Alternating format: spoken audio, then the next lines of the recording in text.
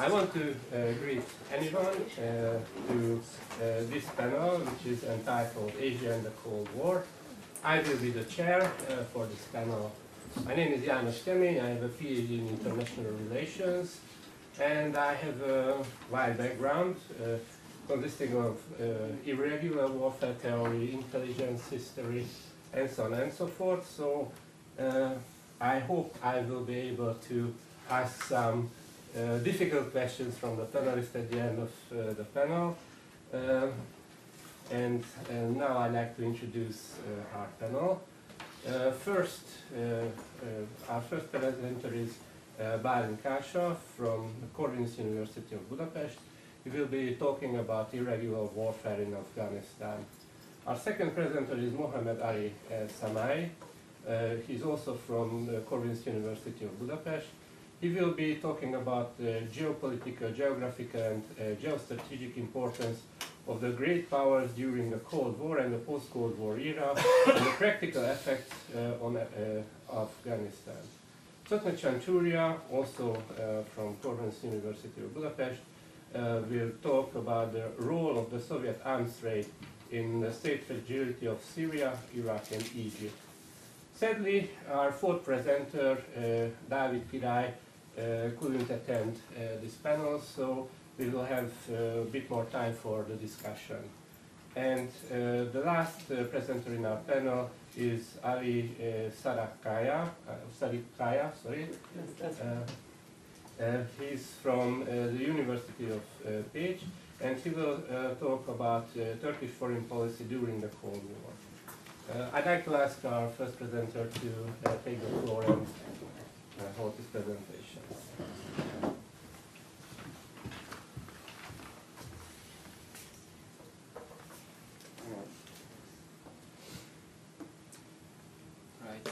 So good morning, everyone. My name is Bálint KÁSA, as you just mentioned, and I'm from Corvinus University. I'm a PhD student in International Relations and Security Policy, and my main field of research is hybrid warfare, countering hybrid threats, and hybrid violence in our age.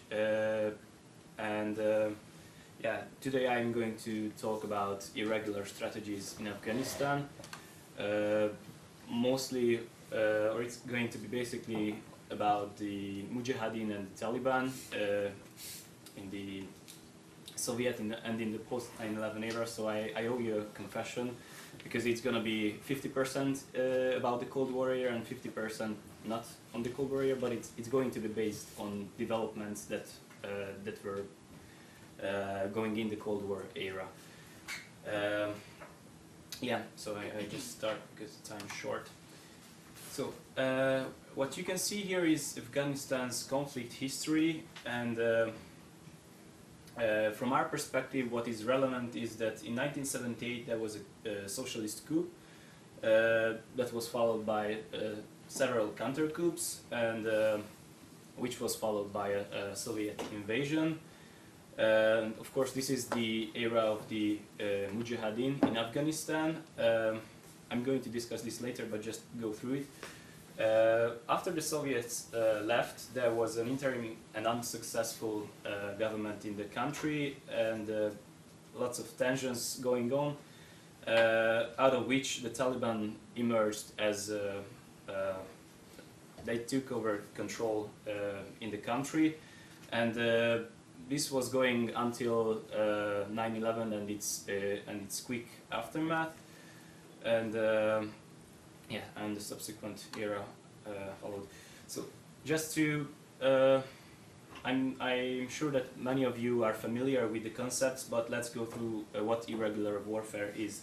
So on the left side you can see conventional warfare. It's basically warfare as we have always known it, military boots on the ground, facing directly each other, same time, same place, and so on.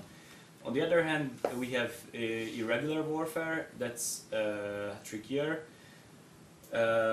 As you can see, there's this triangle. This is the, if you like, holy triangle of warfare in our modern age. government, population, and military. Both kinds of warfare tries to influence the government, be it domestic government or a foreign government somewhere else in the world. But the tricky part comes in at the other two angles of the triangle, population and military, because as you can see in the conventional type of warfare, when it comes to population, there is a will to isolate the population from the conflict, to leave them out, and to make them suffer as little as possible. On the other hand, when it comes to irregular warfare, the population has an important role in the whole conflict, and there is an attempt to influence them, to get their support, or to in some cases to make them suffer, to reach desired goals. And of course, while in conventional warfare there's a point of one party to defeat the other's military to gain victory, in terms of irregular warfare it's not really that relevant, because in most of the cases we got parties that are not on the same level. So let's say we have actor A, who is more advanced technically, has more and better equipment, better training, in every possible way better than the other, and we have for example a conductor of asymmetric warfare who still manages to fight these adversaries efficiently. Yeah, I will just jump the hybrid warfare over, but basically the point is that the combination of these two is when we are talking about hybrid warfare. So the Afghan society, which is basically the root of all developments in the country, as you can see, in terms of ethnic groups in the society, there are some greater groups and there are some smaller, but it's nothing special in terms of regional habits, or if you like to say. When it comes to religion, again, it's nothing special. The interesting part comes in when we're talking about tribal differences that go beyond borders, and I'm not only talking about a country border, but also like some sub-state regions, like counties or etc. And also educational differences. As you will see, mostly after the Soviet invasion, the gap increased. So there were a lot of youngsters who went over to Pakistan, where they were studying at Saudi-funded Wahhabi schools, and this had a great influence on the development of the youth of Afghanistan. Yeah, I don't spend too much time with this because I think you all know the story that Soviets started to invade the country, and they spent 10 years in Afghanistan,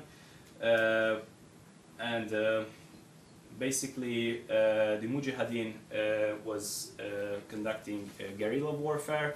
It consisted of ambushes, sabotages, raids, hit-and-run tactics, and basically one attack was it consisted of a maximum of 70 soldiers, well, like men, and they were supported, of course, indirectly by the US, directly by Egypt, Israel, and many other then not so relevant, but later pretty much relevant actors, including Bin Laden, who started to finance them, I think, in the early phases of the 80s. And yeah, one more interesting thing is that the Soviets only controlled larger cities and towns. They could never take over control over the countryside. That was the territory of the Mujahideen. Yes, in the subsequent era, Bin Laden became a sort of #1 enemy, even before 9/11. This was due to the explosion at various embassies, and of course then came 9/11 and a new government, a new constitution with US aid, and lots of international soldiers in the country, as well as a new police and so on. But still, insurgents didn't leave the country. It was still pretty much a relevant factor in the country, and violence was still there. And the question was, of course, always there: why is it like this? Well, the simplest answer to this problem is if we consider the territorial size of Afghanistan. Only the border with Pakistan, I think it's more than 2,400 kilometers, all mountains, and pretty impossible to control. And this is only the border. The coalition forces had to soon realize that it was never going to work without the cooperation of Afghani security forces, and that was the root of the problem. Here, what I try to do is to try to compare the Mujahideen and the Taliban in terms of strategic culture. So the way they try to conduct their missions. You can see that the Mujahideen basically forged its tactics by learning from the examples that that previously was used against the British in the 19th and 20th century. One interesting thing that they did was that there was no day passing without a single attack. So they constantly popped up here and there, and even no matter what small type of attack they conducted, they still were actively attacking Soviets and tried to cut them where possible. Their weapons were spread all across the country, and sometimes they digged them while being in a combat, which is, I think, interesting. Of course, they could not have done this without the foreign support, so without the Stinger missiles and the other weapons. But another important point that they needed was individual courage, tactical teamwork, and cohesiveness. Well, on the other hand, the Taliban it's a little bit improved version of this story. Impartially it means students, and here is the part when the education gains relevance, because as I mentioned you, it was mostly Wahhabi funded education that they received, and it's probably because of this reason is that the leadership of the Taliban from scratch, they wanted to institute Sharia law. They were Islamic fundamentalist political movement, and for the first time they introduced a more developed system of recruiting foreign insurgents, and they were more into suicide attacks, for example, than the Mujahideen before. And yeah, okay, thank you. In terms of insurgent recruitment, what base was this? On what base was this conducted? On a lot of different bases. There was the ideological affiliation part, but also tribal affiliation. Also economic issues, which was maybe the most widespread. And of course there was the religious propaganda, which was pretty effectively used by the Taliban. And we don't really have like a how to say perfect data on the figure of how many Taliban were or yeah, how many Talibans were used in combats, but the most convincing detail or data I could find was that there was about 8 to 10,000 full-time fighters and 22 to 32,000 part-time Taliban fighters in Afghanistan at the beginning of the invasion. And yes, I also have to mention that not all of them joined because of their own will or because of I don't know, persuasion, but also there were many who joined because they had to, because the national and regional government was not there to protect them, and they didn't have any other choice. I hurry up. Yeah. The difference between Mujahideen and the Taliban is that the Taliban started to develop the strategies used before by Mujahideen. They used complex ambushes, so there were 2, 3, maybe even 4 distractions before the actual attack, and they used much or many more improvised explosive devices.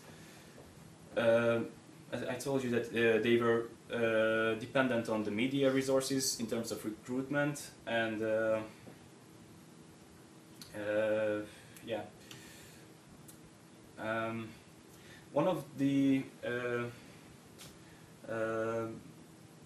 well, there are 3 phases that we can separate in terms of their concept to operations. The first one was from 2002 and 3.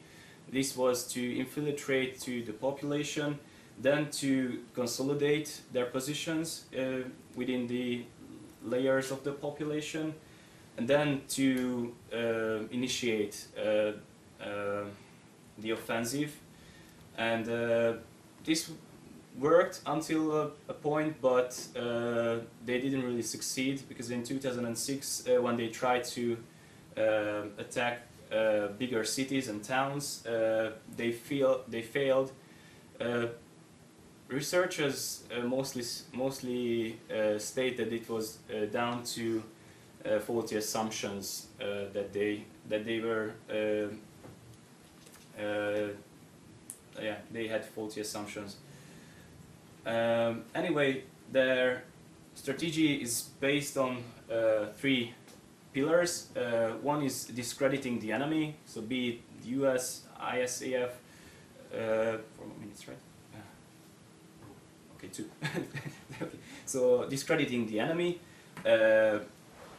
just build on the propaganda, exhausting the enemy by keeping up the pace and increasing their losses by replenishing their own losses as swiftly as possible, and of course counting on the future as well. So try to infiltrate in as many shadow governments as possible to be able to influence the future. And yeah, this is a popular or well-known statistic. Of course, the war funding. It's only from the US side. The 2016 statistic I couldn't find, but I know that currently there are 8,400 US soldiers still in Afghanistan, but I think President Trump just 2 months ago announced that the number will be increased again. So for the first time in a couple of years, the number will increase again. Yeah, the concluding thoughts, I will just jump over. is it a story of success, the insurgency in Afghanistan? Yeah, it depends on the definition, because if you consider that, for example, in the case of Mujahideen, were they successful? Yeah, probably we can say. Would it have been different without foreign funding? Probably not, at least not to this scale. The Taliban is a different story, but yeah, let's just conclude by stating out that they were not as successful as the Mujahideen. Thank you very much for your attention. Thank you, and now I want to ask our next presenter, Mohammad Ali SAMAY, to take the floor.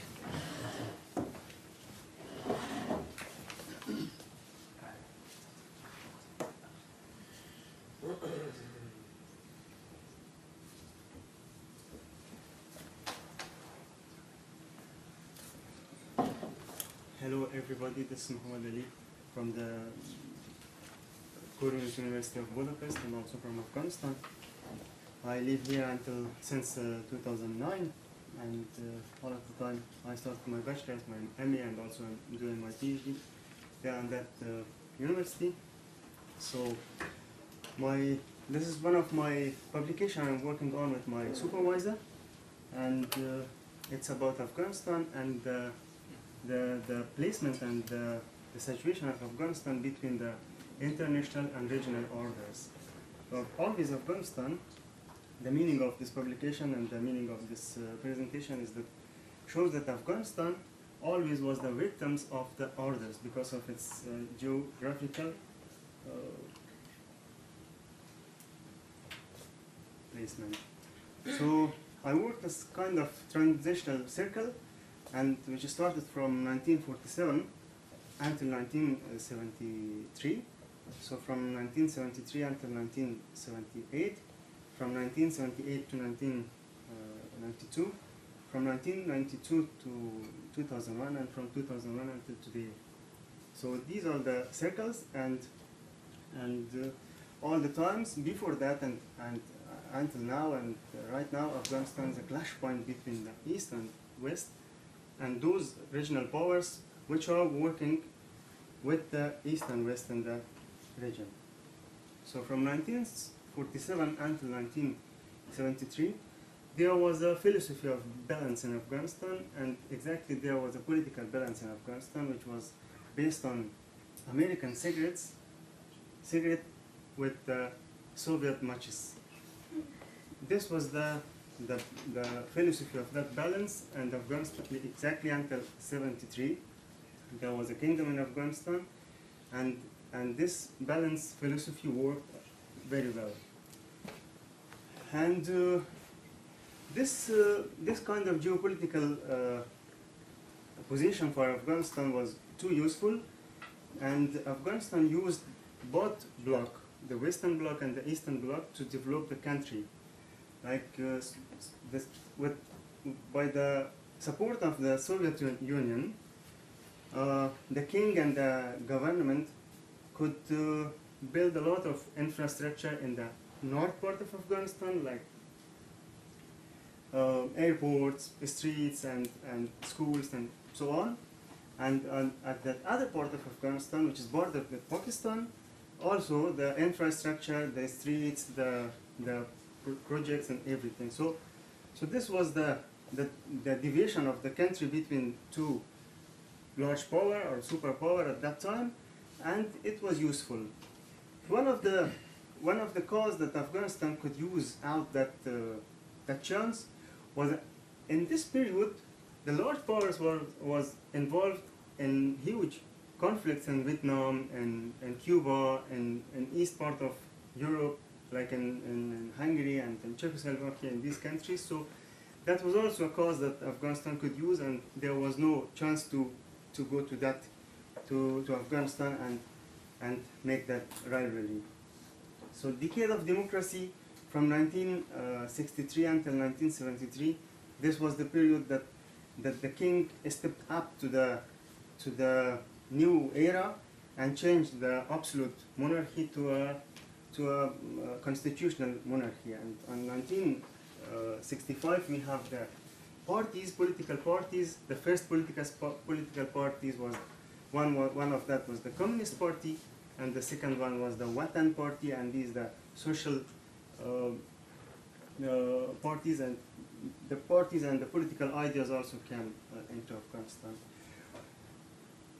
The philosophy of balance was also shaped to stop and to refuse the nationalist system or the liberal system of the West to Afghanistan, and also the communist system to Afghanistan, because it's a multi-ethnic country, and if freedom and democracy we have in Afghanistan, so nobody stopped the ethnics and ethnic conflicts were started. So that was the.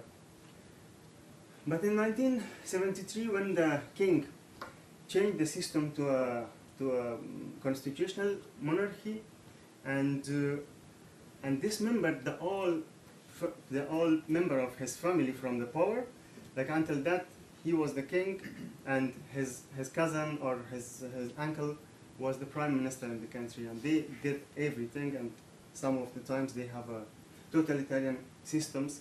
But from 1963 until 73, he dismembered all member of the families from the power, and 1963 was the first time one of the middle class person became the prime minister in the country, and they started the era of the bureaucratic people started in that country. But Dawood Khan, who was his cousin, and he also was the prime minister, previous prime minister, he started making steps against the system, and he changed the system from the monarchy system to a republic system, and he became the first president in Afghanistan in 1973 until 1978. So in this time, in that revolution, that was the White Revolution, no bleeding, but that revolution was supported by the Soviet Union, by the Communist Party, hugely. And Afghanistan lost that balance philosophy between the West and the East, and there was Iran and also Pakistan and these countries. So the balance, they lost the balance and went too close to the Soviet Union. Yeah. So in the government, the military, the defense ministry, the interior ministry, these all became communist, and yeah. Until 2007, 1977 and 1976, the system worked like this. And in this case, the Pakistan, which is the main enemy for the Afghanistan, or the geopolitical system of Afghanistan, the main position, and in a good geopolitical position, he became a good friend and good supporter for the Western project in the country and in Afghanistan. So when Dawood Khan, he was Dawood Khan, and when he realized that the system is not unstable, and this is too under influence of the Soviet Union, he started again to work together with the Western parties, and started making relations again with Saudi Arabia and Western countries. But at that time, that was too late, and the communist revolution started in Afghanistan, and the communists killed he and his families, and the system started in Afghanistan. One of the main problems between Afghanistan and Pakistan, which is still a conflict, is the Durand Line. Durand Line was a line on 1893, signed between Durand and Abdurrahman Khan, the king of Afghanistan. And from that time, we have this big border between Afghanistan and Indian British Empire. And at that time, for 100, the agreement was for 100 years, and after 100 years, this territory should go back to Afghanistan. So, but when in 1974 we have Pakistan. From that time, the new era of the foreign policy in Afghanistan started, and Afghanistan couldn't accept this border as an international border between Afghanistan and Pakistan, because they claimed that this this territories because of belongs to Afghanistan, and Afghanistan had a executory clause with the British Empire in that place for 100 years, and there was some rental also that the British Empire paid to Afghanistan. That's why at that time, because of undemocratic system in Afghanistan and unrealistic steps in Afghanistan, Afghanistan lost the chance to be a member with SINTO, be a member with CETO. Even the ECO was questionable because all the countries, member countries in these organizations, Western organizations, accepted and recognized the Durand Line as an international border between Afghanistan and Pakistan. So this was the historical Afghanistan, and this is the place Afghanistan claimed to have back from Pakistan. So in this case, Afghanistan will have also natural borders too. So this is one of the most dangerous borders in the area, and as in previous presentation, as previous presentator also told that impossible to manage this border, and Pashtuns are living in the part of this border, also Baluch people, and politically they are divided today. But one of the cousins living in Afghanistan, he is an Afghan, and one of the cousin of family member is living in Pakistan, and he is Pakistani. So all the time they go and they cross the border. They have relations and everything. So we couldn't stop this. It's internationally accepted and recognized as an international border, but not in Afghanistan, because in 1949, Afghanistan officially denied that agreement, and they are claiming back the territory. So this is the line which is divided between Afghanistan. In this part of Afghanistan, we have Baluchs between Iran, Pakistan, and Afghanistan, and the other part is inherited by Pashtun people. So that was important point, because the Soviet Union had a clear policy to this area. That was not that we gain back, we will return back this territory to Afghanistan, but we accept that the movement of Pashtun in Pashtunkhwa or in Waziristan to be a new country, or to have a statehood there. That's why Afghanistan started working with Soviet Union and close to Soviet Union and went away from the West. So in 1978 we have the revolution in Afghanistan, and from that time the political system absolutely changed. The pre-communist era was also changed the system, but not that much that communists did. So communist ideology, communism in Afghanistan, it's a traditional country, and all of the people is religious. And now the government is talking about that the religion is the opium of the nation, but in the same time, at that time, in some part of the country, opium was not a bad thing, because it was a good agricultural stock, and until today, the black economy and the shadow economy of the half of economy of Afghanistan is coming from the opium. So more than $4 or $5 billion every year the Afghans can find from the stock of the opium.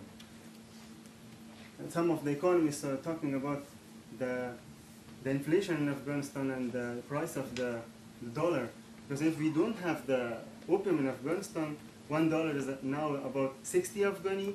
At that time, will be 150 Afghani, $1 in Afghanistan. So this is very important.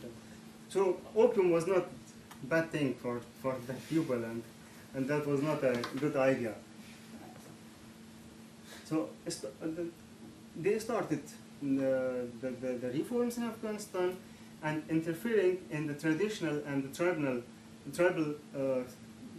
life of the people, like the freedom of women and these kinds of stuffs. Slowly started the uprisings. Firstly, in 78 and 79, the uprisings were absolutely civil. and the civil people started uprising against the system. So in 1 year, Moscow saw that the president is not good, and they decided to change the president. He was the president. Okay. And so the problem is not with the system, the problem was with the president. We changed the president and everything will be good. So they changed the first president to the second one, Hafizul Amin, and he was the person who did his MA degree in America.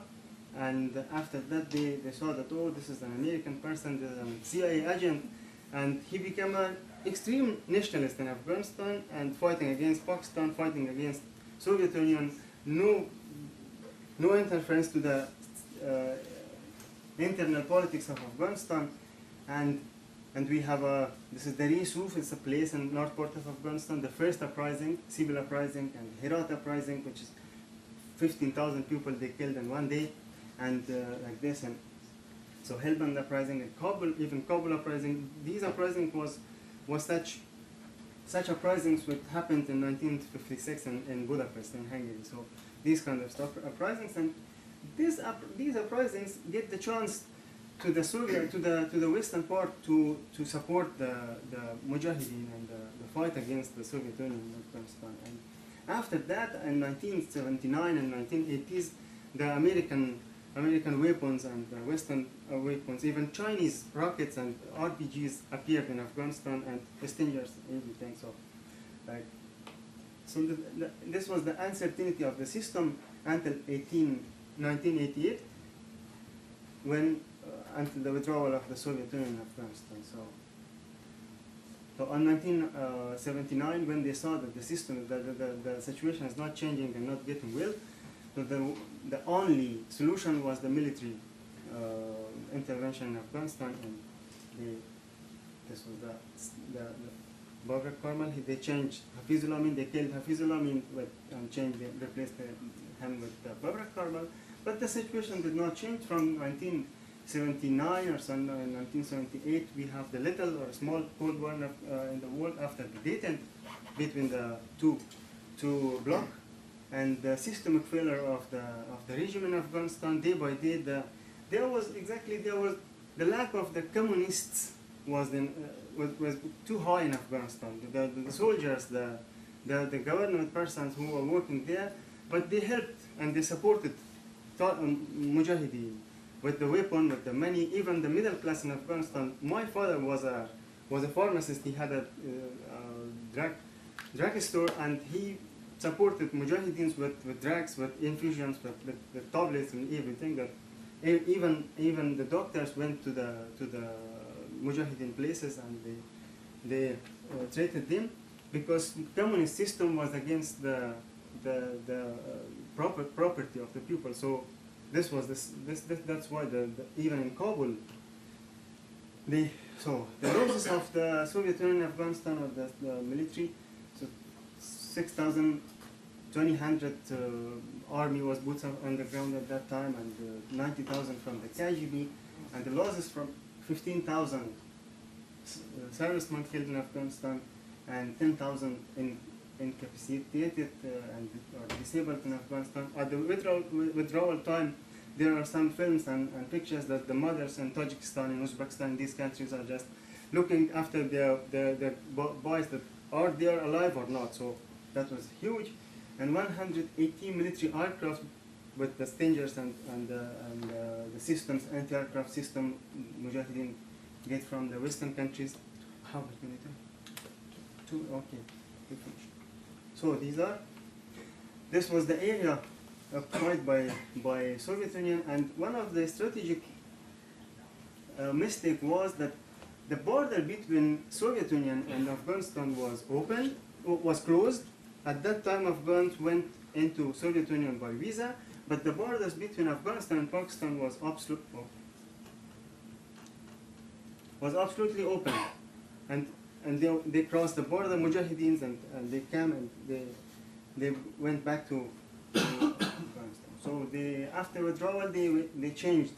Again, the Babrak Karmal with Dr. Najib, he started a new regime in Afghanistan, and that was the recalling back Mujahideen to Afghanistan, and peace talks and good relation and good reliable relations with the mullahs, tribal leaders and all. But at that time, which is started from 1988, the withdrawal time of the Soviet Union until 1992, which was based on 1986 agreements between Afghanistan, between Soviet Union, USA, Afghanistan, and Pakistan, that USA will stop supporting mujahideens in Pakistan, Soviet Union will withdrawal from Afghanistan, Afghanistan will not interfere in the internal politics of Pakistan, and Pakistan will not do anything with Afghanistan. So that was a failed agreement, international agreement in the history of international agreements and relations, but nothing started. The regime served lack of international support. So when Soviet Union withdrew from Afghanistan, they went and they cut all relations with that system, and they started making new with the mujahideens, new mujahideens and new terms, which was the Northern Alliance in Afghanistan. So also the political parties abroad. Dr. Najib, these are the Dostum. He was an Uzbek person, and he supported by the Soviet Union or Russia. He was Ahmad Shah Massoud. He was also supported by the Russia, and he was the president at that time. After he was the Gulbuddin Hekmatyar, who was. So these are the leaders of the Taliban when in 1992 they started the system, but at that time they were the good mujahideens. They were the friends of the Western countries that Ronald Reagan and all these countries. Yeah, even Thatcher was in Pakistan, and at the Waziristan, at the border place, met with these people. And after that, when the Northern Alliance, supported by Soviet Russia, took power in Kabul, so they started again. And when that project was lost, the project of Taliban, supported by Pakistan, and so Afghanistan, still we have conflict between Russia, Iran, and USA. USA and Afghanistan, there are other conflicts and interest conflicts also to China and Pakistan, India. India want to use Afghanistan against Pakistan. Pakistan need to have a failed state in Afghanistan. That's why the centers of the Taliban still it's in Pakistan, and they when every Talib come to Afghanistan for 1 month, fight and go back to Pakistan for treatment for everything. So no leading position in Afghanistan based on international orders. And so this is the foreign policy of Russia, which at 1990s was involved in Central Asia after the panslavism, and today the making of the I'm just finishing macro regions. So what is not changed in Afghanistan is the east and west term. All of the time the east starts from the borders of the Central Asia, and the west is started from Pakistan. So, nothing changed in Afghanistan. The east was started sometime from the Berlin, and today it's right on Ukraine and Caucasian territory. But for Afghanistan, it is still Central Asia. From that time, from that place, it started, and today the Taliban in north part of Afghanistan. Some of the politicians and informations have claimed that in north part of Afghanistan, the Taliban have support from the Central Asian or from the Russian ports. And all the time Afghanistan was the victim of the orders between East and West. So thanks for.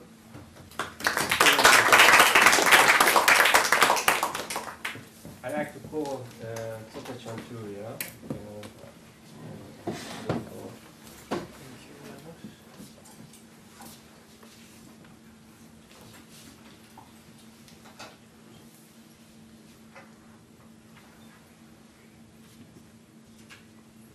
So, hello everyone, and nice to see you here. So, I will be presenting about the role of the Soviet arms trade in the fragility of the Middle Eastern states, Syria, Iraq, and Egypt. First of all, about the photo. Maybe you know this photo. This is the assassination of Anwar Sadat in Cairo in 1981 by famous AK-47. So, we go to the business. Here is the outline. Now we'll make a short introduction, then talk about the concept of the failed state, some indicators of, here should be 2017, the Fragile States Index, the arms trade indicators during the Cold War, some literature overview, case of Six-Day War, and we'll talk about some benefits of the military trade for the Soviet Union. Finally, we're going to have a conclusion.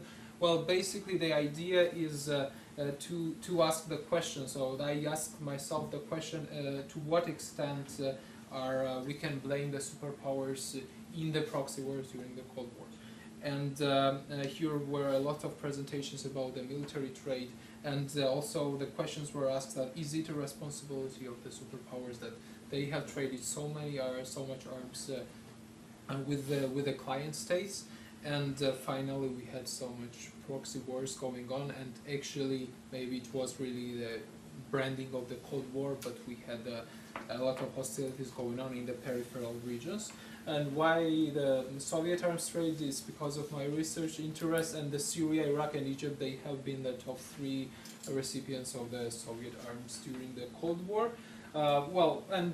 Yes, so I'm trying to answer the question that what can we see the role actually of the Soviet arms trade and this causality between arms trade and the fragility of those states.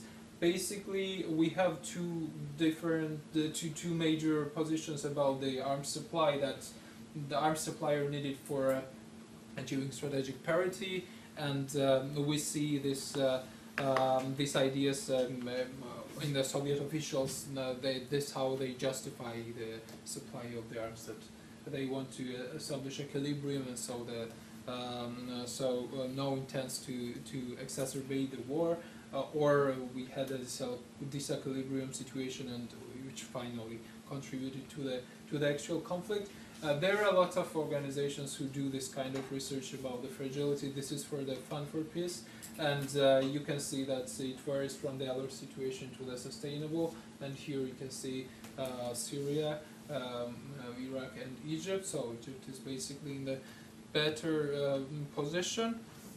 But just short words about the concept itself. It was coined by the World Bank, the fragile and conflict-affected states. Since 2006 they make this research till now, and basically they include the states who have deteriorating governance, prolonged crisis, peacekeeping and peace-building missions, fragile reform processes, post-conflict transitions. So those are basically the countries who are called fragile states. But some of the literature talks about that the term is a Western-centric, it's a patronizing, but this is another discussion, but we can go through this if there is any question in the audience. By the classification, Cole, for example, he classifies the 3 different gaps. For the fragile state, there's a capacity gap, security, and legitimacy gap. So basically, capacity gap exists when the state institutions are incapable of delivering minimal public goods. In the security gap, it's incapability of delivering minimal security. And finally, the legitimacy crisis, when the society and the political elites doubt the legitimacy of the state. So this is more specifically the indicators of Syria, Iraq, and Egypt. We have 5th ranking for the Syria, which is a very higher alert situation. Iraq is the 10th ranking, and Egypt is on the 36th in the high warning position. So this is just short introduction of what situation we have in those states today. Unfortunately, there is no this kind of indicators during the Cold War. It's only started from the 90s, but anyway, it's interesting to look at this map. Later on, I will move to the arms trade. So I use Stockholm International Peace Research Institute, and they have really good data concerning the arms supply during the Cold War.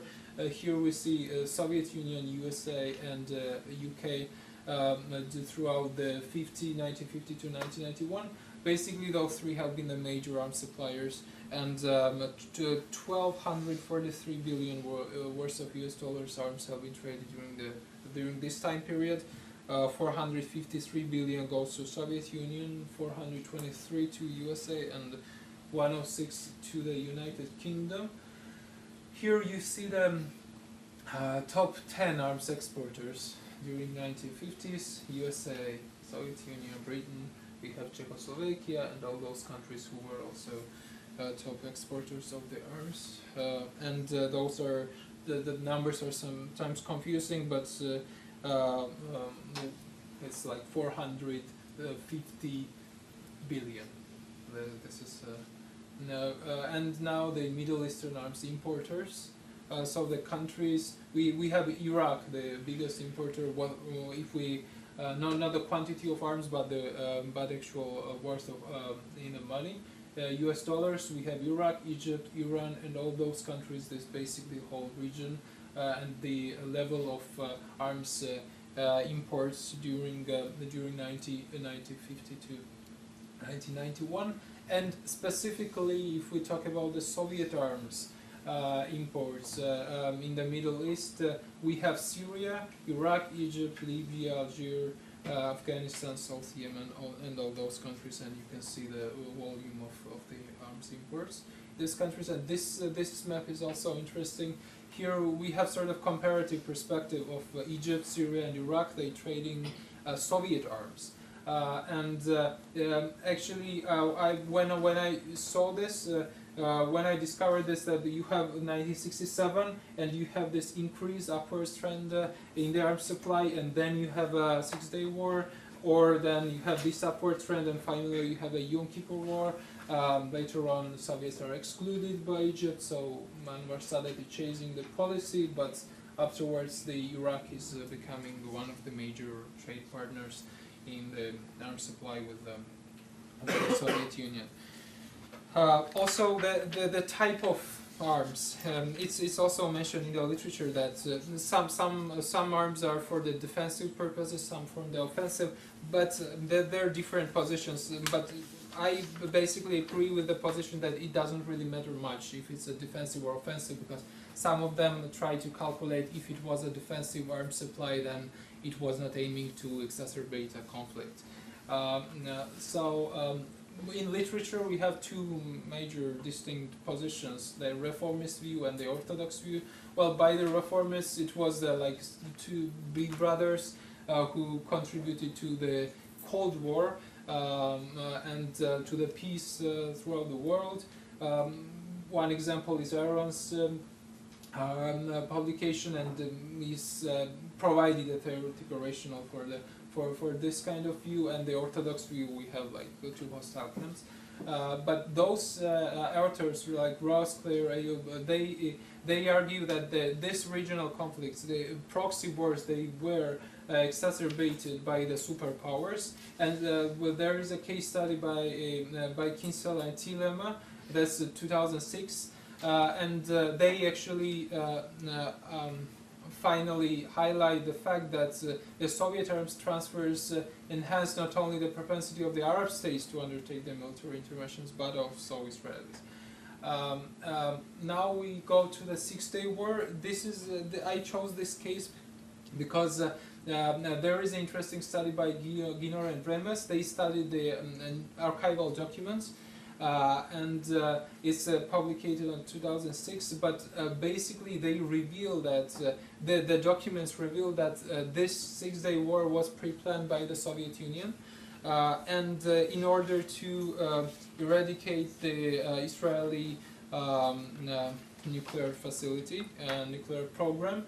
And they have included also the interview with the former hero of the Soviet Union, is the Colonel General Vasily Reshetnikov. Well, he talks that the pilots, Egyptian pilots, Soviet pilots, they had the maps to bomb the special places, and the Dimona the nuclear facility of the Israel was marked as a hotspot, but it was marked as a like anti-Hawk missile site, not as a nuclear site. Also, it's interesting, as I mentioned before, how the supply of arms to Egypt is increasing. since 1965, and also if we come back to this list, once they lost the war against Israel, it was already clear that they wanted to regain the territories, but later on will still have this upward trend. Soviets claiming that they wanted this for allowing them to make to establish a strong position and this parity between them. But finally, of course, it was clear that those countries Egypt wanted to regain the lost territories and lost prestige.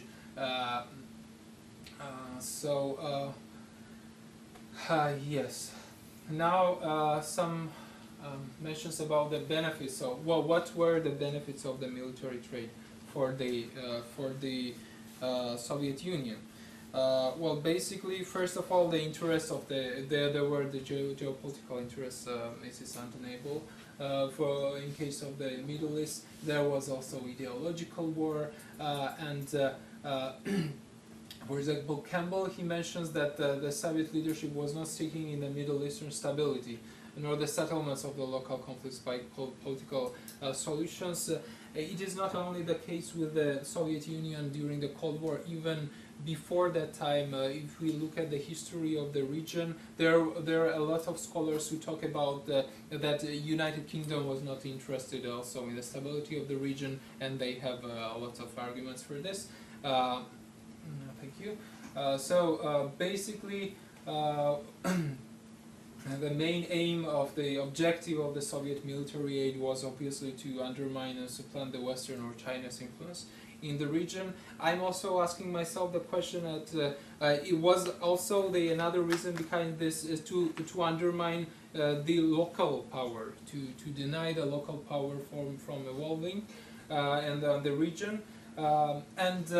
Nogi mentions that military aid program of Soviet Union was one of the most enduring and flexible and efficient instruments of the Soviet Union.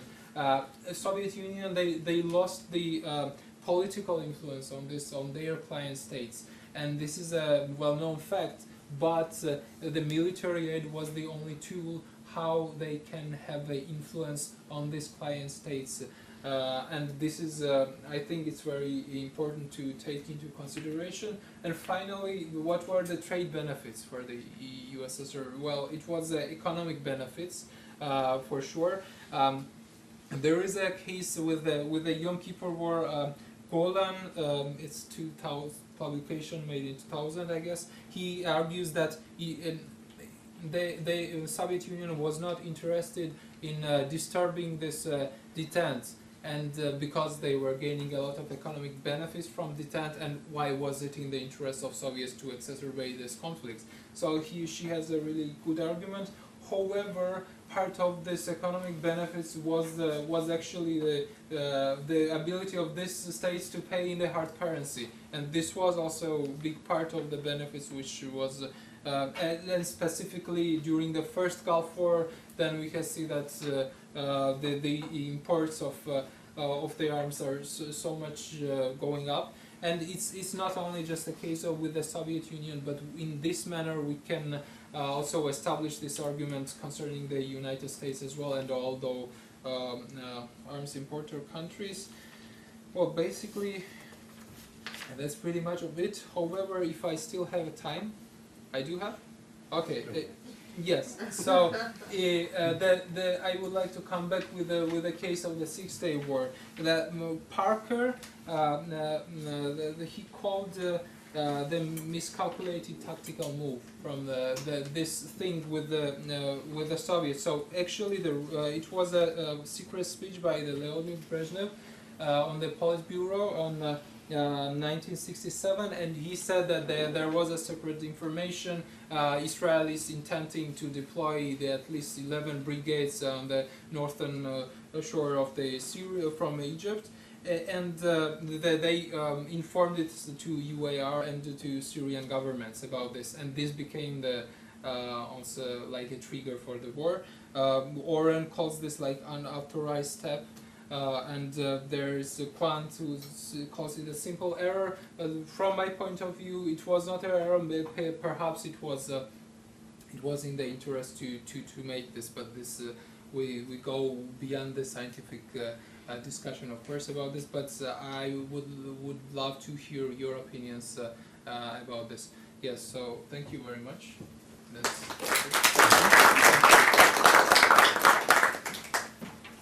And I want to call our final presenter to hold his presentation.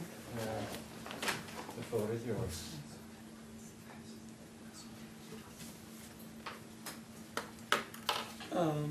Thank you so much, and for giving chance to make my presentation in front of you. My name is Ali, and I am from Turkey, and I have been living here for 6 years. And normally I am a PhD student in the history department at the University of Page. Normally my thesis subject is the Hungarian and Turkish relations between First and Second World War.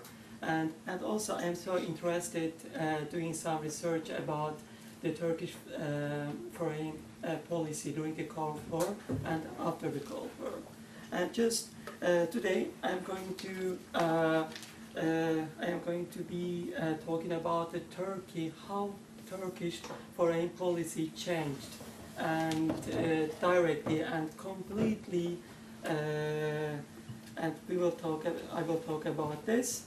And first of all, and just also I want to mention about a little bit before the Cold War and the Turkish foreign policy, and I want to also mention about the founder of Turkey, Mustafa Kemal Atatürk, and how he shaped the Turkish foreign policy.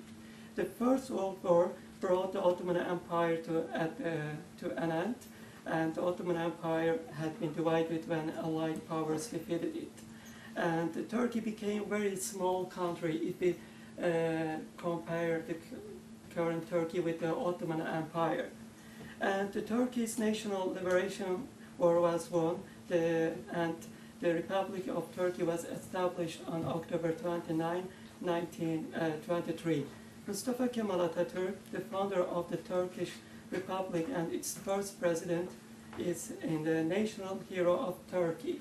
Yeah, and just when you go to Turkey, the first thing you will see is the Atatürk's statue everywhere. And we call and we name every important place the Atatürk's name, and even statues, everything. Because Atatürk is still and represents the modern Turkey. And now maybe if you follow the Turkish news, now we are debating and we should leave the Atatürk policy, or we should have the, unfortunately, the extremist, the Islamist and the regime.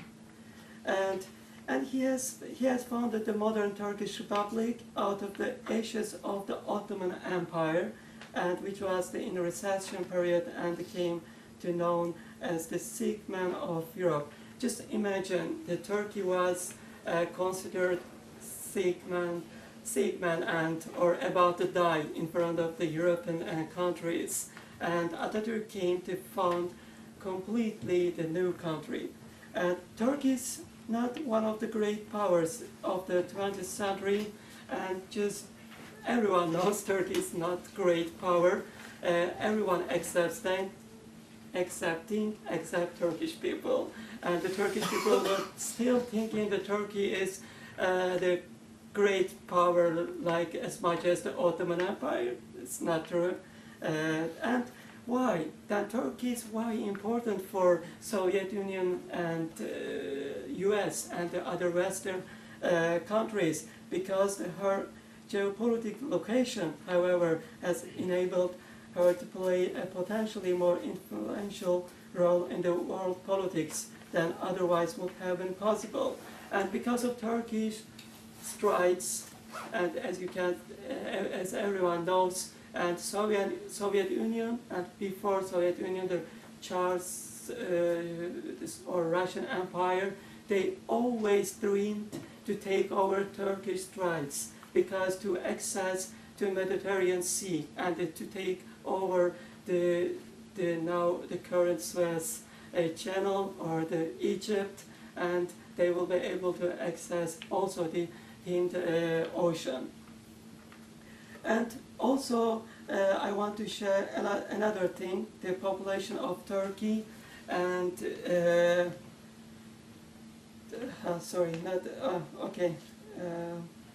here that about 97% of Turkish land mass lies in Asia, and Turkey's progressive elite consider the Turkey as a part of the Europe country, but only the secularist people of Turkish population considers the Turkey is part of Europe.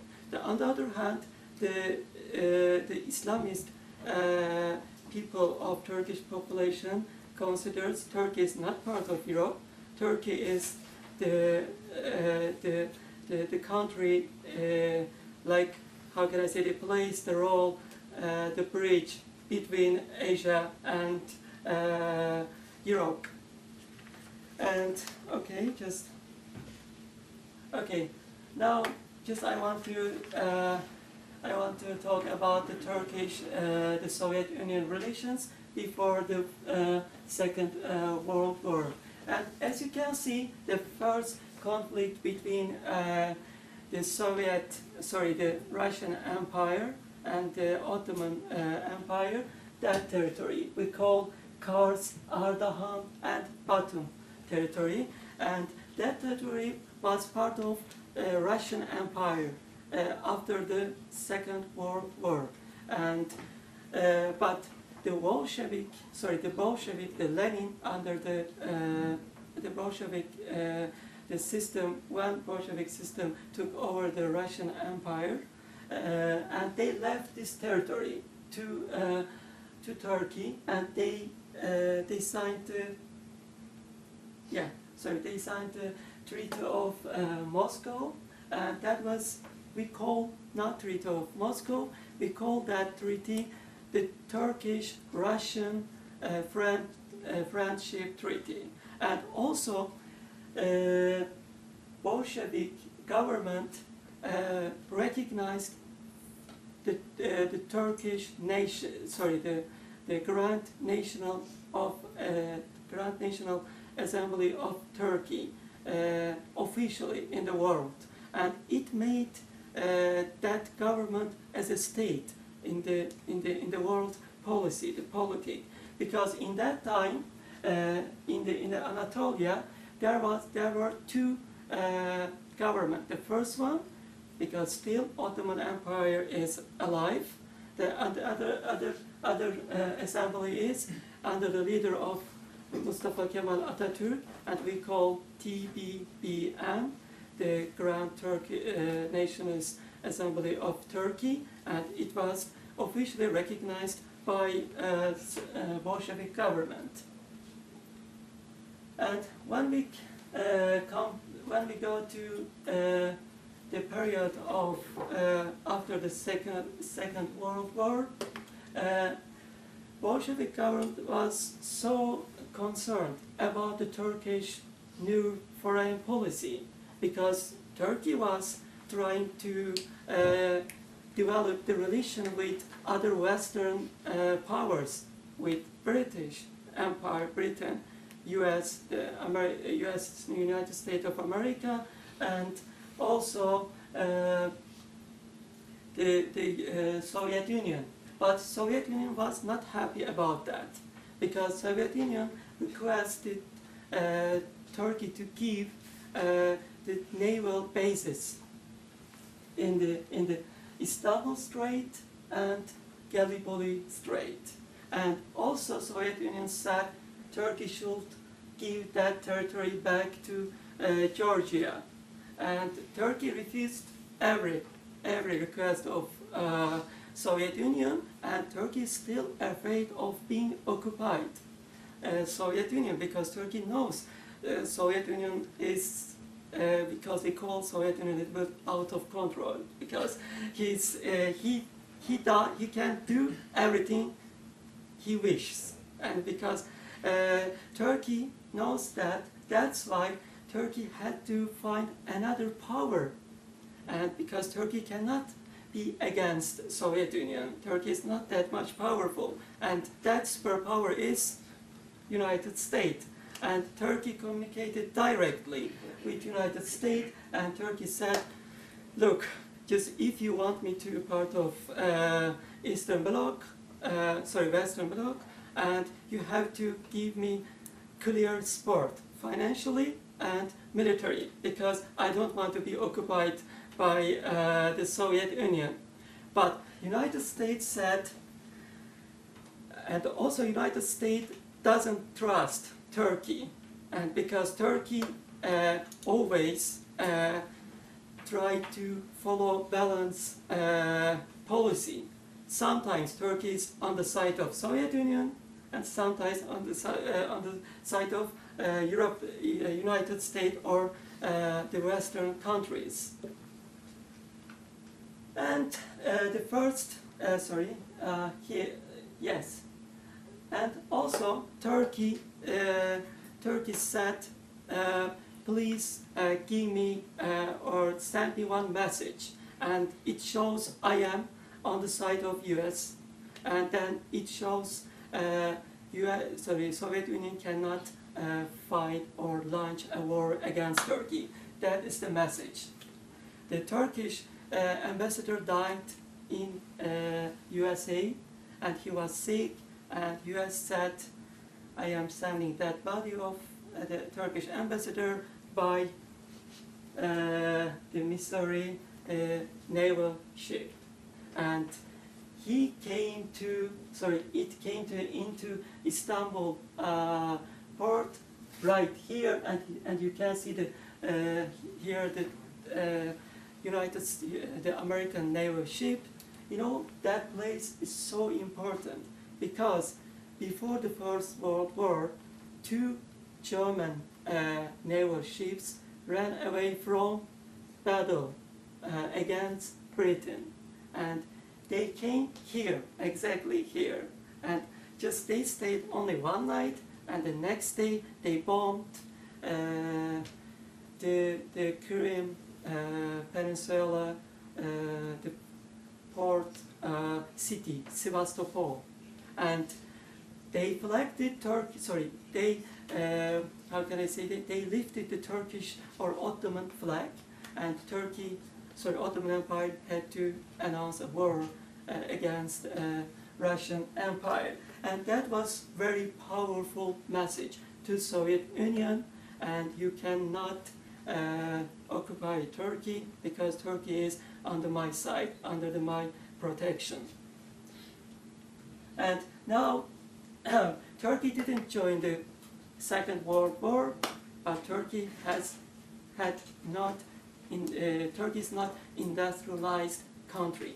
There is no factory, there is no money, nothing. Turkey is still a poor country, and Turkey needs some financial support, especially, and as you can, everyone knows the Truman, and Truman directly, Turkey was benefited from Truman doctrine, but in return, the Turkish population, the well-educated people, are supporting the communist regime, because there was a very good relation between Turkey and the Bolshevik government after the First World War.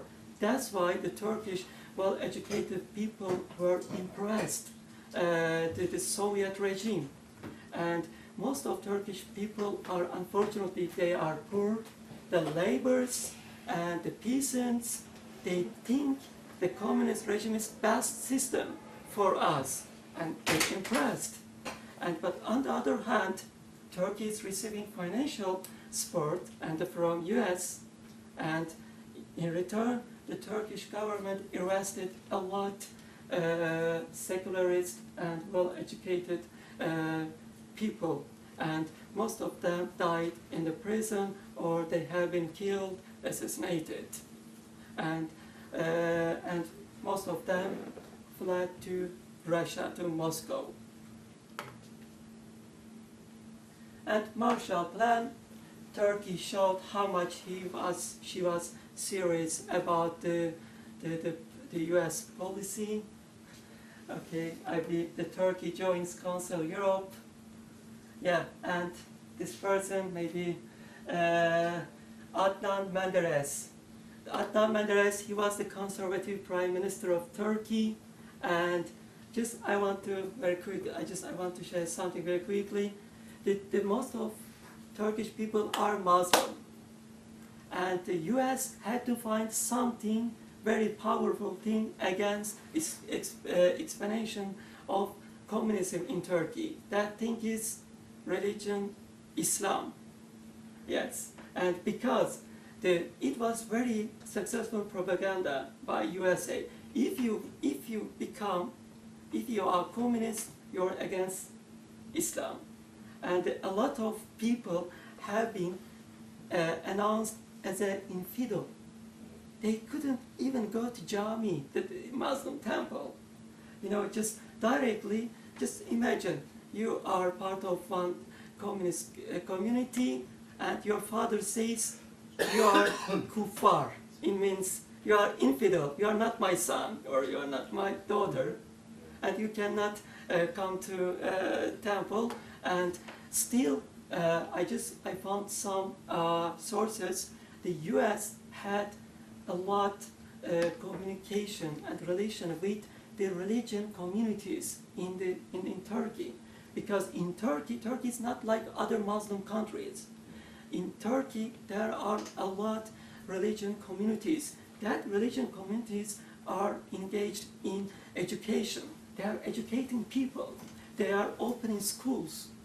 And also they are unofficially directing society. And if you take over the leaders of the religion communities, you can easily direct the Turkish society, even right now. And that's why the U.S. did very well. First of all, they communicated with the leaders of the religions. The Friday is very important to Turkey and Islam. The Friday pray. The leaders of Muslim Islam communities, they made a very important speech in the temples. We are on the threat of communism. No, look, not Soviet Union. The communism. The communism is trying to destroy Islam, and we have to stand against communism, and also we have to stand against the people who accepted even our brothers or sisters. And this person took over the administration of Turkey, and he was so conservative leader. Still, he's so loved by Turkish Muslim people. And just one day, he said he couldn't take the enough support and from USA, and he said, I want to pay official visits to Russia. And what happened then? Here, military coup. Yes, and he was toppled by Turkish army, but in that time Turkish army was under the control of US, and he was executed and directly. And because Turkey also gave that territory, the air base, the officially it is NATO air base, but it's not. It's directly the American air base, and it is still so important. Now the current prime minister, not prime minister, the president, he became president, the Turkish, the Tayyip Erdogan, and he's using that air base as a trump card against US. Look, if you don't give me the support, I will shut down their air base. But it's so important. Also, United States is using that air base for striking ISIS or ISIL, and we came here. And Turkey wants to be member of NATO, but US wants to see how much Turkey is serious about that. and 30 cent, 30 cents a troop unit to Korean War to fight on the side of United States, and then Turkey joins NATO. Thank you for your patience.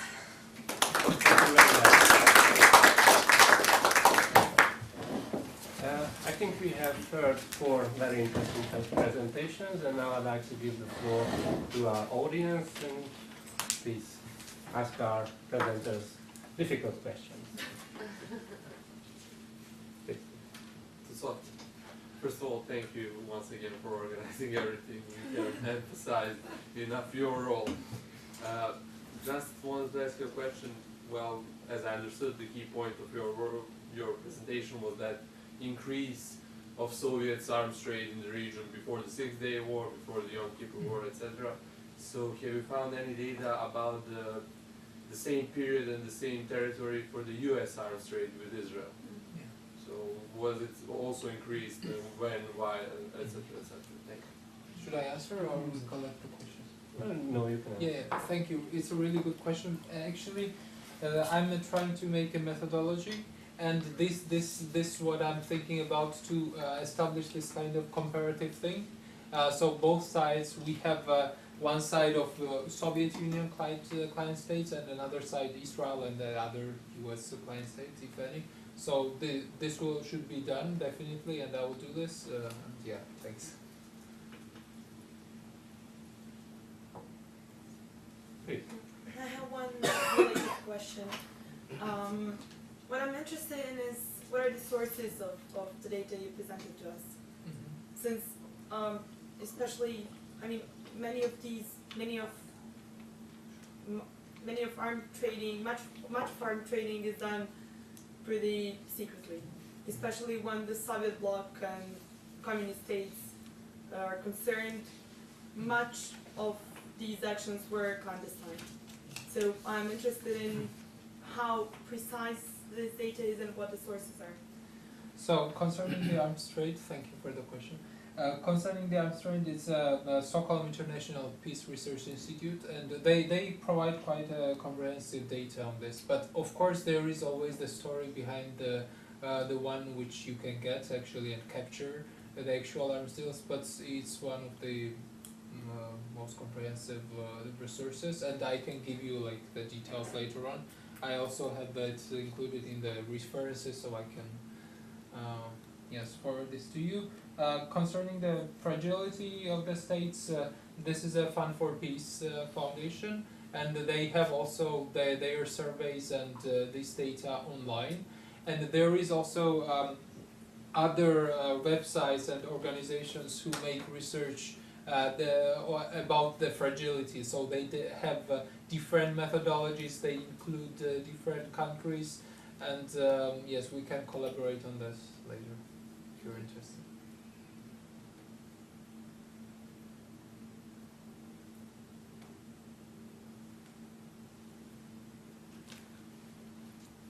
Well, if no one asks questions, then I will ask one or two, if it's okay with the audience. Our first presenter, Bálint, talked about irregular warfare and how the Western warfare tradition isn't really capable of defeating the current threats as it would be expected of them. And I would like to ask you a seemingly basic question. What is the main reason behind this, in your opinion? You told us some aspects, but I want to have an elaborate answer from you. Yeah. Well, I think what I also mentioned is that the ideological aspects matter the most. I mean, you can be superior to me in all material ways and financial and technical and technological and everything, but if you cannot have total control over me, also due to territorial difficulties for you, and you cannot convince me ideologically, then basically I think there will never be a winner in this case. And what do you think about the political aspect of casualties on either side? It's a tool, definitely, in my opinion. So, for example, if we imagine that from the side of these insurgent groups, it can always be utilized to just promote that here you got a US missile strike and they are killing your, I don't know, innocent brothers. It can be presented in a way that promotes their ideology, and it is being done, unfortunately. And on the other hand, yeah, it's something that looks good or looks bad, sorry, in media. But although there are always others who clarify that it had to be done because there was this and this base and there were many insurgents in the area, and just find the balance. It will never be accepted, I don't think that, but still it's the case. But also this means the insurgent side can take 10 times, 20 times, 30 times more casualties and still go on. Yes. And that is the most important, or one of the most important aspects in my opinion. Yeah, that's true, I think. Okay. But do you think that hybrid warfare is going to be involved in more and more countries' military strategy, or it has already happened? I think so. I mean, I know that many argue that this is just a new kind of buzzword and another one which lacks clear definition, and they are partially right. But if we just forget the word hybrid and consider the aspects that it utilizes, and just consider the past, well, let's say 2 decades and the developments in terms of warfare, I think it's going to be the most popular type of warfare of our century. Right, but I mean the overall strategy of different countries, do you think that they neglect their traditional army strategies to switch to, so are they preparing for hybrid warfare in the next? I think no, they are not forgetting the conventional means, but there's a clear sign that more and more countries introduce hybrid warfare into their national security doctrine. And you know, for example, in the US, there are debates going on whether this is something new at all, or just a new name, and we just keep doing what we've been doing in the past decades. But also, as I know, at West Point there is a department that is researching on this topic, and that's a clear sign, I think. And I would like to ask you, Ali, I found it very tragic at the end, and I felt very sympathetic with you when you concluded that the tragedy of your country is that it's divided between East and West. That's a buffer zone. Was it the point you wanted to make? Now, I feel with you, and I'm asking, can it be solved? I mean, it's not a united country in European terms, which is natural, and yet it's divided, and it probably will be divided, so the tragedy carries on. It's very tragic for me. What do you think about it? Is there any solution if you were the Prime Minister today? Exactly. The two-side problem we have, which I also mentioned, that one is that internal policy and the decision-making body and decision-making circle that we had from 1950s until today, that most of time it was not democratic, and it was not realistic. That the emotionals influenced the decisions, and this was the one of the big problem, and the lack of the bureaucrats. And the second is the cooperation between the large powers in the world. So until 2008, from 2001 until 2008 and 2010, there was a secure Afghanistan we had, and it was because of good relation between Russia and United States. And because in 2001 and on 9/11 when happened, the first person was the Putin, and he provided support to the United States, and the Northern Ireland fighters also had a good relation with Russia, and by the order of Russia they started working together with the United States and NATO, and they came to Kabul. So, but from 2011 and 2012, when we have problem in the Middle East, and no cooperation between the large powers, so the problems tend to inside to Afghanistan, and we are doing the competition again in Afghanistan. Geographically, Afghanistan is a united country, and there is no possibility to divide it. At the 80s, that was the time when the communist system was failed. That was the time when the north part of Afghanistan, some of the politicians talked about that. So we declared the North Afghanistan, so like North and South Afghanistan. But it is impossible because of the ethnical presence in each province in Afghanistan. In each part of Afghanistan, we have Pashtuns, we have Tajiks, we have Uzbeks, and we have Hazara, and so on. So that's not possible. That's not possible. But the one side, the internal problem, and the second is the international and regional cooperation, lack of cooperation. Yeah.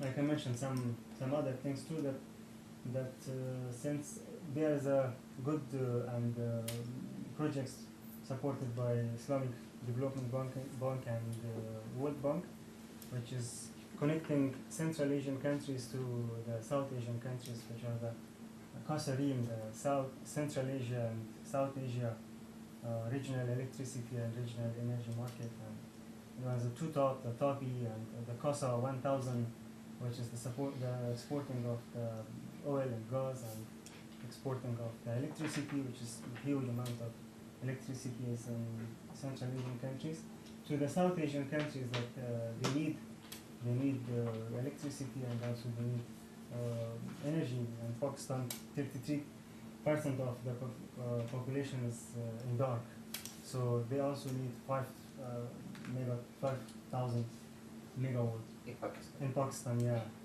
electricity. And also in Afghanistan, the 70% of the population is living in darkness. So these projects make one of the interdependency between Central Asian countries and South Asian countries, and if the export and import does not happen between these two regions, so there is just interconnectedness, not interdependency based on regional international economic theories. So in this case, these projects are not well accepted in Russia, aside from that. If there is relations and interdependency between the Western type countries, of South Asian countries and Central Asian countries, so the Central Asian countries will go away from the influence of the Russia. So that's why in north part of Afghanistan now the Chechen and the Russian fighters are fighting against the Afghan security forces with Taliban, and they are cooperating with Taliban, and they are appearing with Taliban. And that line and that front line until 2001 was used by the National Front, fighting against the Taliban. Now all that line is occupied by the Taliban, and they have the Uzbek Taliban, and we have the Chechen and the Tajiks, and these are the fighting. So this is also another thing, that you have extremists in your country, like in Pakistan you have extremists. If you don't use it outside, they will blick back and they will make problems inside the country for you. So there's Afghanistan is at heart of the Asia, and now this is the place for the competition between the regional and the international powers in the country. So yeah, this is very sad. This is 40 years that we have this uncertainty in Afghanistan, and this is the longest war in Afghanistan. But still we don't have the solution for that.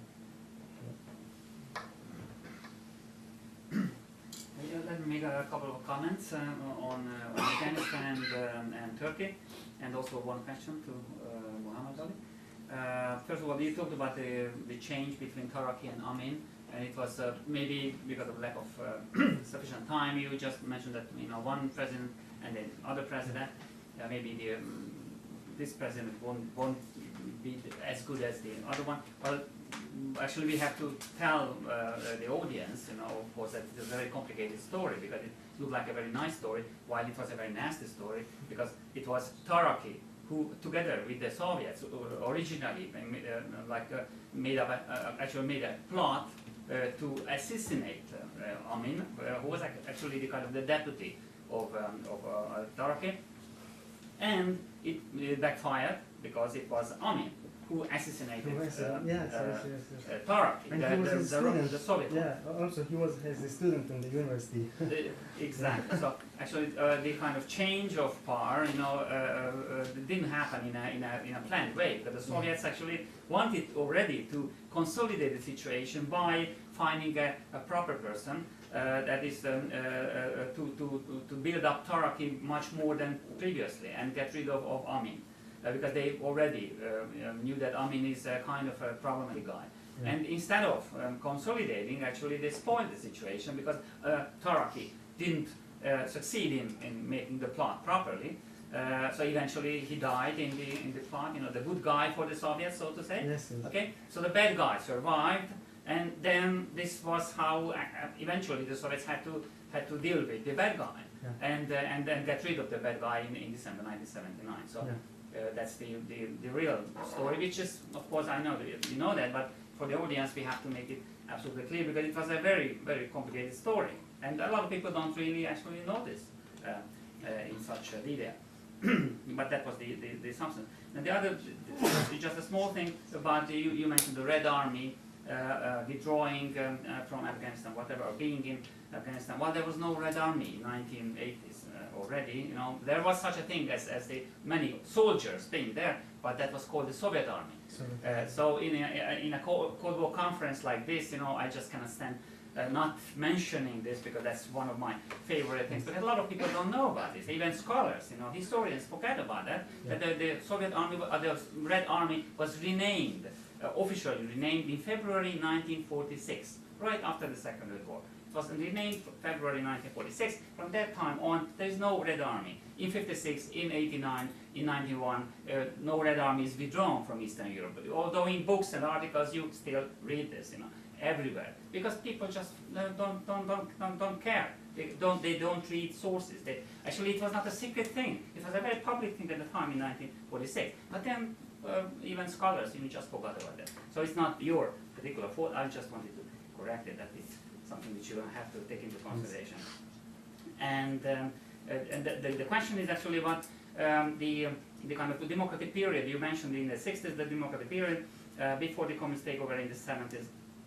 And then something was interesting for me, because you mentioned the equal rights of women and things like that, which were introduced according to your presentation in this democratic period, and then we have the information about the Soviet invasion, or not the Soviet, the communist coup in April 1978, and one of the main features or the innovations or the reforms, what we know about that communist policies which the Turkey, a couple wanted to introduce was to give equal rights to the women, and education and many other things. So up until now, I'm not a big expert of Afghanistan history, so that's why I'm asking you how these two come together. You know, well, what kind of extra rights had to be done? Because what we learned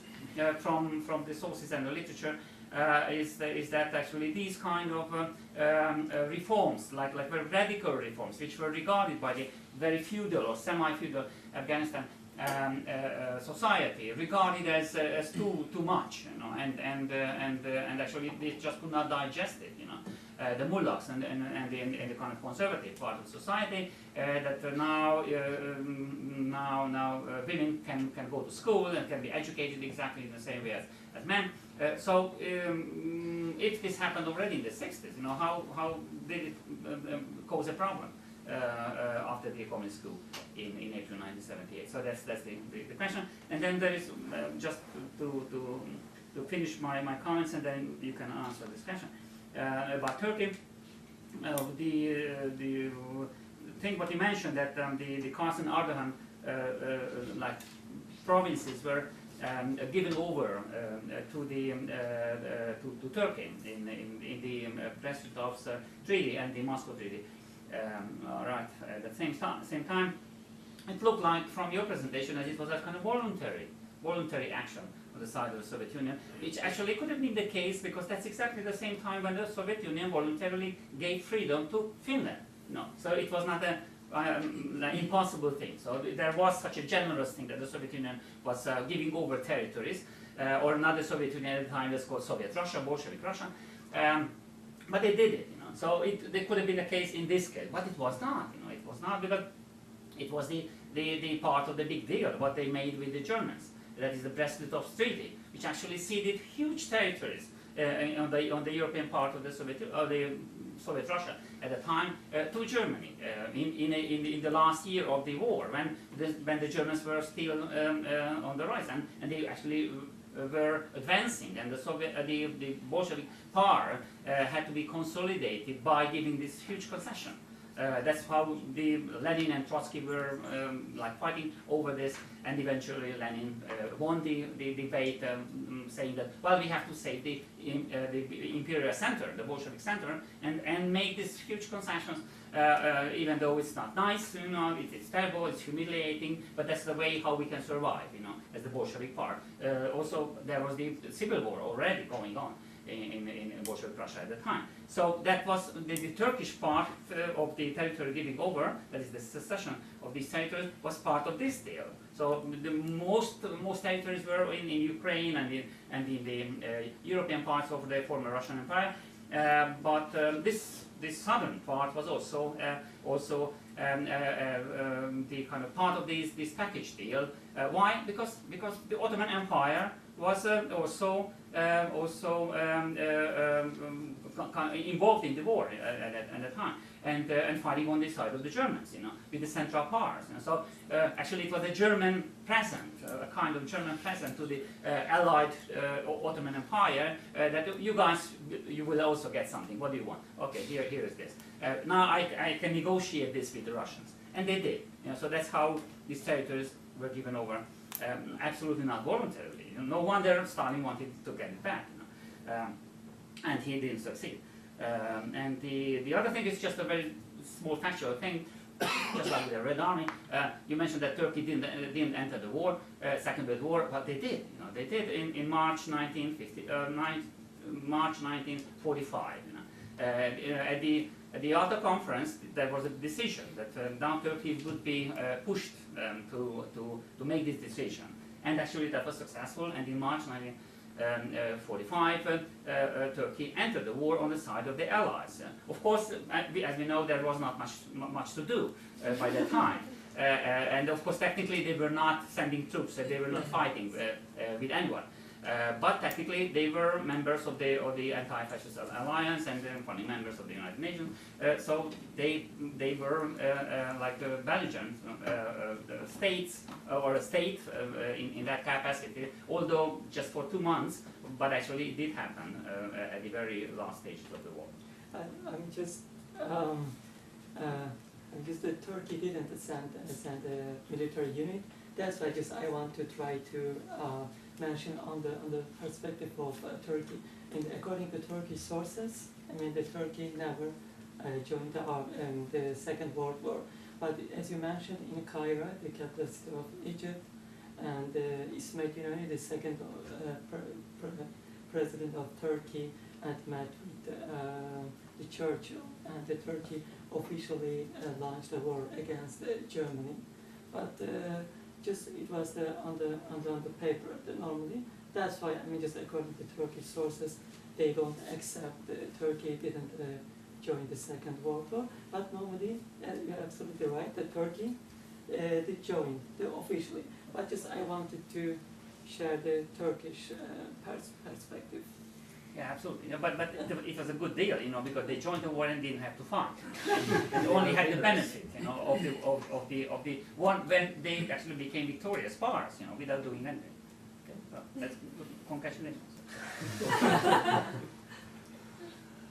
So, yes, question. thanks for your comment and for your question. The reforms in 16 and from 63, which started from 1960 until 1973, that was the careful reforms. At that time, you know, based off Islamic theories and system, a woman could not work as a judge in court. But in from 1963 until 1973, they solved this problem, and we had judges in the High Court, and they worked as much as like the men. And also the question of the witness, that the witness of two women is same with the witness of one man. And they also solved this problem also in the cities and at that system. So, but that reforms are too careful in one hand, and on the other hand, the Afghanistan population is divided into two parts. And the one part is that 73 or 75% of the population living in the countryside, which are the people who are traditional people. And the 23 or 25% of the population is living at that time, living in the cities, and they were the enlightened people. That's why in 80s, the migrants from Afghanistan, they came to Europe and to these countries. There was no cultural problem with that people because all of them were living as Europeans in Afghanistan. And between the villages and between the traditional people and the city people, there was a tolerance. So the reforms was not showed as a threat to the traditional people in the countryside. So in the countryside, until today, they sell their girls to when for the marriage, and they ask money, $10,000 or $20,000 for that. So when the communists came, the communist 12-point reforms was too revolutionist, and they forced the people to stop these cultural norms, and also the property right and the land reform. Like my grandfather had some 10 or 20 hectares of agricultural land, and they divided to his peasant, to 10 peasants. So when the peasant went and got the land, they came back and they just passed back the land to my grandfather, and they told that this is not allowed because the communists, I got it from communists, and this is not allowed by the Islamic theories and because I'm a Muslim, and this is yours, and I can't use this if I use, so this is prohibited. And the feudal people in the countryside, they also started working against the communist system. And the other thing and the interesting thing at that time was that Soviets was the infidel people and the people who without God.